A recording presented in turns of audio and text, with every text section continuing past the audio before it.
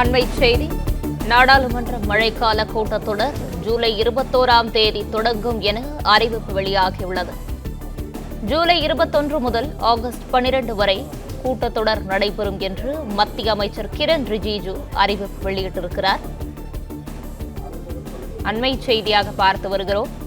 நாடாளுமன்ற மழைக்கால கூட்டத்தொடர் ஜூலை 21ஆம் தேதி தொடங்கும் எனவும் ஜூலை 21 முதல் ஆகஸ்ட் 12 வரை கூட்டத்தொடர் நடைபெறும் எனவும் மத்திய அமைச்சர் கிரண் ரிஜிஜு அறிவிப்பு வெளியிட்டிருக்கிறார். இது குறித்தான முழு விவரங்களை வழங்கவிருக்கிறார் செய்தியாளர் ராஜகுமரன். ராஜகுமரன், விவரங்கள்.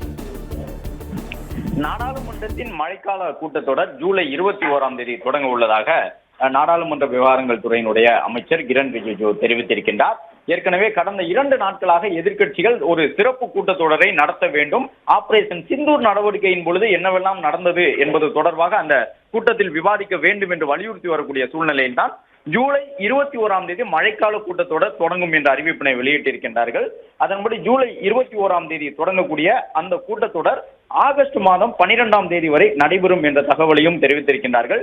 மழைக்கால கூட்டத்தொடரில் எதிர்க்கட்சிகள் பல்வேறு முக்கிய விவகாரங்கள் தொடர்பாக கேள்வி எழுப்பக்கூடும். குறிப்பாக எதிர்க்கட்சி தலைவராக இருக்கக்கூடிய ராகுல் காந்தி அவர்கள் தொடர்ச்சியாக மத்திய அரசை நோக்கி ஆபரேஷன் சிந்தூர் நடவடிக்கை தொடர்பான பல்வேறு விளக்கங்களை மக்களுக்கு வழங்க வேண்டும் என்று வலியுறுத்தி வருகின்றார்கள்.